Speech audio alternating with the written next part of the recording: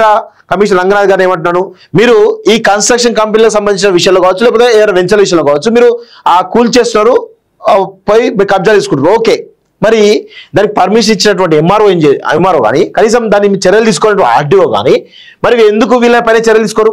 కఠినమైనటువంటి PD act వీళ్ళపైన ఎందుకు పెట్టరు? అసలు దొంగలు వీళ్ళు కదా, ఎవడో మధ్యలో బ్రోకర్ కడితే వాడిని వేసి జైలు వేస్తారు. అసలు వీళ్ళపైన కదా పీడీ యాక్ట్ పెట్టాలి. ఒక చట్టం ఎందుకు తీసుకురారు మీరు? 100% ప్రభుత్వంలో ఉన్నటువంటి ఏ అధికారి ఈ భూముల విషయంలో ఎలాంటి తప్పు నిర్ణయం తీసుకున్నా కానీ పీడీ యాక్ట్ పెడతా అని చెప్పేసి ఎందుకు చెప్పరు? ఒక చట్టం ఎందుకు తీసుకురారు?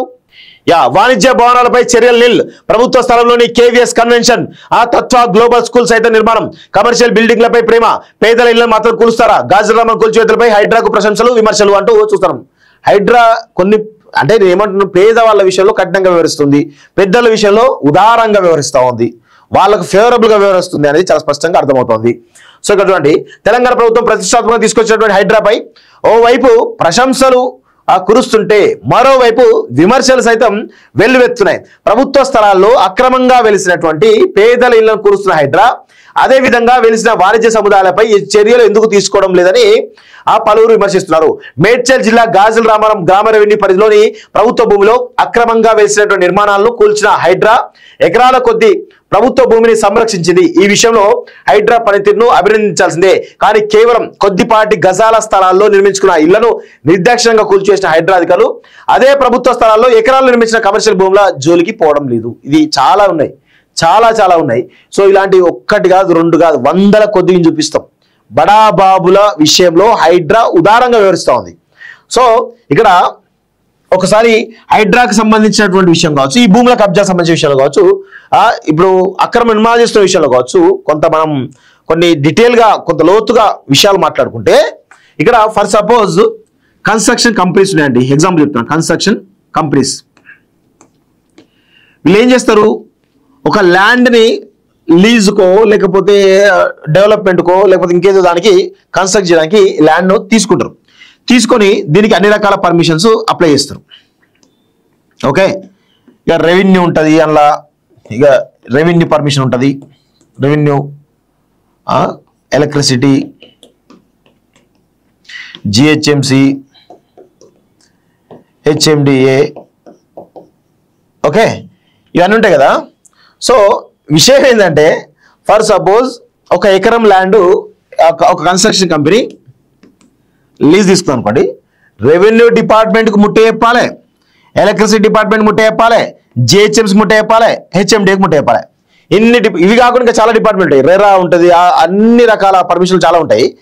అన్నిటి కూడా డబ్బులు ముట్ట చెప్తేనే ఈ 1 ఎకర్లో కన్స్ట్రక్ట్ చేయడానికి అనుమతి ఉంటుంది. ఏ ఒక్కరికి ముట్ట చెప్పకుండా కన్స్ట్రక్షన్ ముందుకు సాగదు. సో దీంతో ఈ కన్స్ట్రక్షన్ కంపెనీ ఏం చేస్తుంటే పెద్ద ఎత్తున వీళ్ళకు డబ్బులు ఇవ్వడం ద్వారా ఏం చేస్తారు, ఇక రెవెన్యూ డిపార్ట్మెంట్ మేనేజ్ చేసిన అనుకోండి, ఆ పక్కన ప్రభుత్వ భూమి కొంత కలుపుకుంటారు. ఎందుకంటే వీళ్ళకి పెట్టిన డబ్బులన్నింటినీ కూడా ఆ భూమికి వెళ్ళి తీసుకోవచ్చు అనేటువంటి కకృతితోటి ఈరోజు ఈ నిర్మాణ సంస్థలను కూడా అడ్డదారులు దొక్కుతూ ఉంటాయి. దానికి ఈ ప్రభుత్వ వ్యవస్థలను కూడా సపోర్ట్ చేస్తూ ఉంటాయి. సో ఇప్పుడు రెవెన్యూ డిపార్ట్మెంట్లో ఆర్ఐ నుంచి మొదలు పెట్టుకుంటే ఎంఆర్ఓ నుంచి మొదలు పెట్టుకుంటే ఆర్డీఓ వరకు ముడుపులు పోతాయి. అవసరమైతే కలెక్టర్ కూడా పోతాయి. ఓకే, కలెక్టర్ కూడా ముడుపు పోతాయి.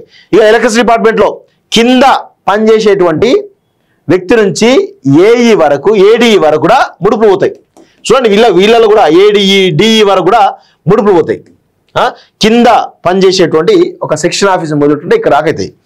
జిహెచ్ఎంసీ నుంచి మొదలు చూడండి, ఇక జోనల్ కమిషనర్ నుంచి మొదలు పెట్టుకుంటే, జోనల్ కమిషన్ ఉంటారు కదా, జోనల్ కమిషన్ నుంచి మొదలు పెట్టుకుంటే కింది స్థాయి వరకు డబ్బులు విపరీతంగా పోతాయి. హెచ్ఎండి పరిస్థితి కూడా అదే.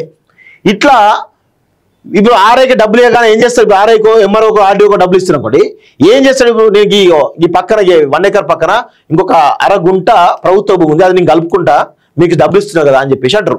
మళ్ళీ కొంత డబ్బు ఇస్తానగానే వీళ్ళందరూ కలిసి పర్మిషన్లు ఇస్తారు వీళ్ళకి, ప్రభుత్వ భూమి అని చెప్పి. అసలు దొంగలు ఎవరో తెలుసా? అసలు దొంగలు కన్స్ట్రక్ట్ కంపెనీలు కావు. అసలు దొంగలు వీళ్ళు ఎంఆర్ఓ నుంచి మొదలుపెట్టుకుంటే ఆర్డీఓ, కలెక్టరు, ఈ ఎలక్ట్రిసిటీ డిపార్ట్మెంట్ పెట్టుకుంటే డిఈలు, ఏడీఈలు, జిహెచ్ఎంసీ జోనల్ కమిషనర్లు, irrigation department, irrigation permission irrigation డీలు కూడా ఉంటారు కదా. చాలా రకాలు ఎవరైతే ఈ కన్స్ట్రక్షన్ చేయాలనుకున్న ల్యాండ్కి కావాల్సిన పర్మిషన్లు ఏవైతే తీసుకోవాలో గవర్నమెంట్ డిపార్ట్మెంట్ నుంచి అందరూ బాధ్యులే. ఇప్పుడు నేను ఏమంటున్నా, హైడ్రా కమిషన్ రంగనాథ్ గారు ఏమంటున్నాను, మీరు ఈ కన్స్ట్రక్షన్ కంపెనీలకు సంబంధించిన విషయంలో కావచ్చు, లేకపోతే ఏదైనా వెంచర్ విషయంలో కావచ్చు, మీరు ఆ కూల్ చేస్తున్నారు, పోయి కబ్జా తీసుకుంటారు, ఓకే. మరి దానికి పర్మిషన్ ఇచ్చినటువంటి ఎంఆర్ఓ కానీ, కనీసం దాన్ని చర్యలు తీసుకున్నటువంటి ఆర్డీఓ కానీ, మరి ఎందుకు వీళ్ళపైన చర్యలు తీసుకోరు? కఠినమైనటువంటి పీడీ యాక్ట్ వీళ్ళపైన ఎందుకు పెట్టరు? అసలు దొంగలు వీళ్ళు కదా, ఎవడో మధ్యలో బ్రోకర్ కడితే వాడిని వెయిట్ జైలేస్తారు. అసలు వీళ్ళపైన కదా పీడీ యాక్ట్ పెట్టాలి, ఒక చట్టం మీద తీసుకురారు మీరు. 100% ప్రభుత్వంలో ఉన్నటువంటి ఏ అధికారి ఈ భూముల విషయంలో ఎలాంటి తప్పు నిర్ణయం తీసుకున్నా కానీ పీడీ యాక్ట్ పెడతా అని చెప్పేసి ఎందుకు చెప్పరు? ఒక చట్టం ఎందుకు తీసుకురారు? అంటే ఏం లేదు, అన్నిటి కూడా మ్యానిపులేట్ చేయడం, డబ్బులు దండుకోవడం, అన్ని చేయడం ద్వారా డబ్బులు 100,000 కోట్ల రూపాయలు సంపాదించినట్టు ఈ హైడ్రా పేరు మీద వీళ్ళంతా ప్రభుత్వం అంతా కూడా మామూలు విషయం కాదు ఇది.